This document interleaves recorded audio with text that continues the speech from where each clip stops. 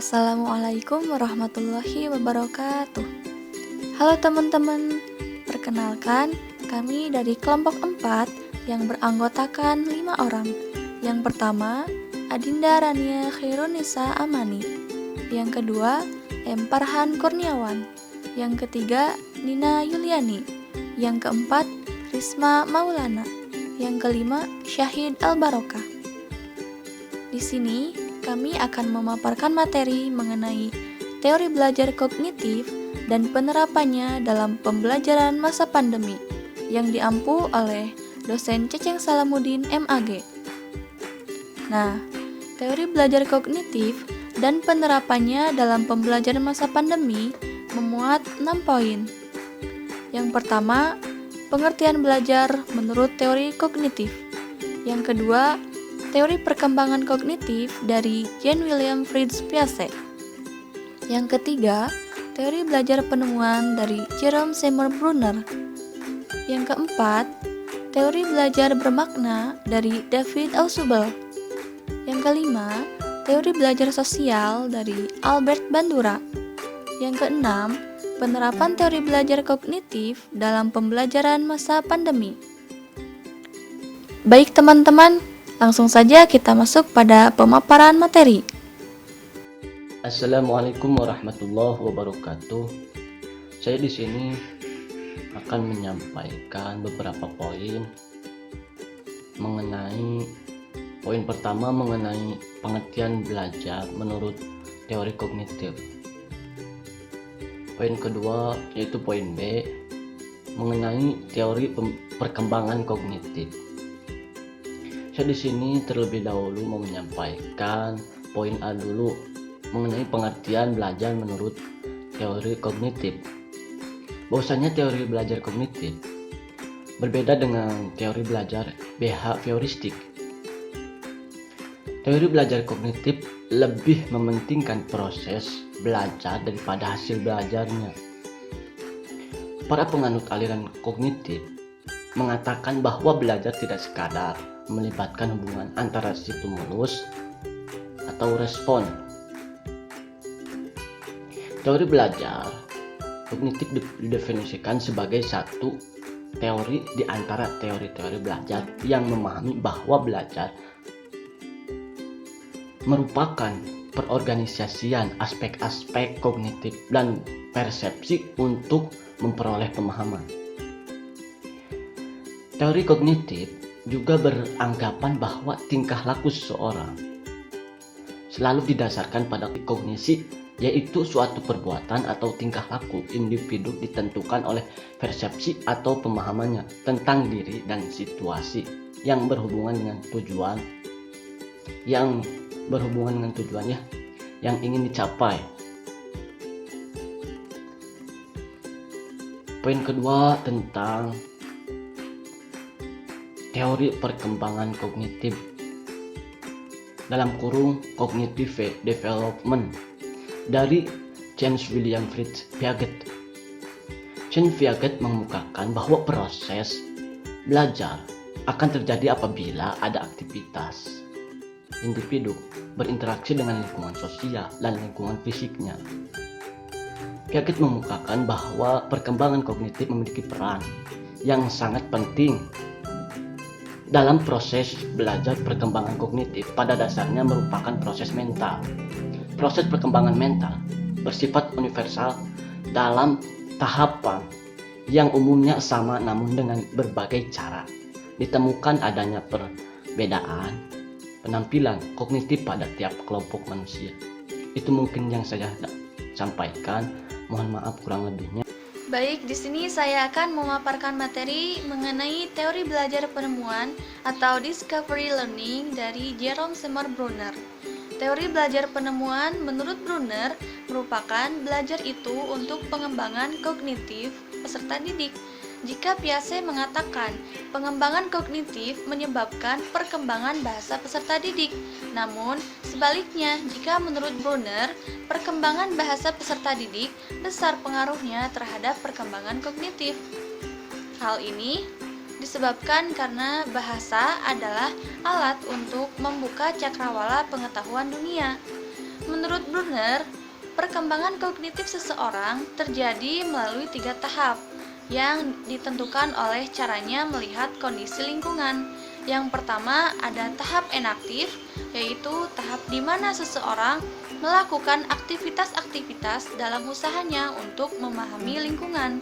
Yang kedua, tahap ikonik, yaitu tahap di mana seseorang melihat dunia melalui gambar-gambar dari visualisasi verbal. Yang ketiga, tahap simbolik, yaitu tahap di mana gagasan-gagasan abstrak banyak dipengaruhi oleh bahasa dan logika. Nah, cara belajar yang baik menurut Brunner adalah memahami konsep, arti, dan hubungan melalui proses intuitif atau memahami sesuatu yang disesuaikan dengan kemampuan masing-masing untuk akhirnya sampai kepada sesuatu kesimpulan atau membentuk suatu kesimpulan yang disebut dengan istilah discovery learning. Bismillahirrahmanirrahim. Saya akan memaparkan materi mengenai teori belajar bermakna atau meaningful learning dari David Paul Ausubel. Menurut Ausubel, belajar haruslah bermakna. Menurut Ausubel, belajar dapat diklasifikasikan ke dalam 2 dimensi. Dimensi pertama berhubungan dengan cara informasi atau materi pelajaran disajikan pada siswa, yaitu melalui penerimaan atau penemuan. Dimensi kedua menyangkut cara bagaimana siswa dapat mengaitkan informasi itu pada struktur kognitif yang ada. Struktur kognitif tersebut mencakup fakta-fakta, konsep-konsep, dan generalisasi-generalisasi yang telah dipelajari dan diinginkan oleh siswa. Pada tingkat pertama dalam belajar, informasi dapat dikomunikasikan kepada siswa baik dalam bentuk belajar penerimaan, yaitu yang menyajikan informasi secara final atau langsung, maupun dalam bentuk belajar penemuan, yaitu yang mengharuskan siswa menemukan sendiri sebagian atau seluruh materi yang akan diajarkan. Pada tingkat kedua, siswa menghubungkan atau mengaitkan informasi baru dengan struktur pengetahuan, baik berupa fakta, konsep-konsep, dan generalisasi yang dimiliki oleh siswa. Nah, ketika kedua tingkatan tadi dilaksanakan, maka dalam hal ini akan terjadi yang dinamakan belajar bermakna. Baik, di sini saya akan memaparkan materi mengenai teori belajar sosial learning. Teori belajar sosial learning menurut Albert Bandura adalah orang belajar dari yang lain melalui observasi, peniruan, dan pemodelan. Teori ini sering disebut jembatan antara behavioristik dan teori pembelajaran kognitif karena meliputi perhatian, memori, dan motivasi. Teori belajar sosial menjelaskan perilaku manusia dalam hal interaksi timbal balik yang berkesinambungan antara kognitif, perilaku, dan pengaruh lingkungan. Orang belajar melalui pengamatan perilaku orang lain, sikap, dan hasil dari perilaku tersebut. Kebanyakan perilaku manusia dipelajari observasional melalui pemodelan, yaitu dari mengamati orang lain, kemudian hasilnya berfungsi sebagai panduan untuk bertindak. Nah, di sini Bandura percaya ada determinisme timbal balik, yaitu lingkungan membentuk perilaku dan perilaku membentuk lingkungan. Sedangkan behaviorisme dasarnya menyatakan bahwa lingkungan seseorang menyebabkan perilaku seseorang. Baik, di sini saya akan menjelaskan tentang penerapan teori belajar kognitif dalam pembelajaran di masa pandemi. Dengan menggunakan teori belajar kognitif dalam pembelajaran di masa pandemi, individu dapat mengembangkan pengetahuannya. Artinya adalah Pengetahuan yang dimiliki oleh individu dapat dibentuk oleh individu itu sendiri melalui interaksi dengan lingkungan yang terus-menerus dan selalu berubah.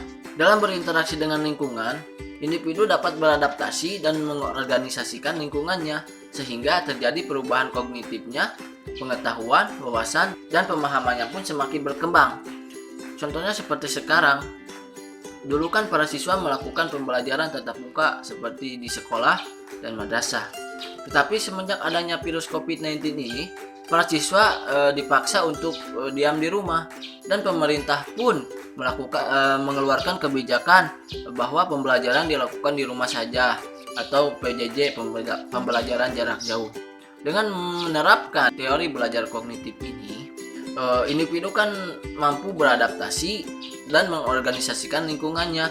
Lalu pembelajaran pun dilakukan melalui dalam jaringan atau daring seperti halnya Zoom, WhatsApp, Google Meet, dan lain-lain. Hal itu tidak lepas dari hasil pengetahuan itu sendiri. Oleh karena itu, jadi proses pendidikan itu bukan hanya sekedar transfer of knowledge, tapi juga bagaimana merangsang struktur kognitif individu itu sehingga mampu mengeluarkan pengetahuan dan temuan-temuan baru. Nah, segitu saja pemaparan materi mengenai teori belajar kognitif dan penerapannya dalam pembelajaran masa pandemi. Mohon maaf bila ada kesalahan dalam materi dan segala kekurangannya. Wassalamualaikum warahmatullahi wabarakatuh.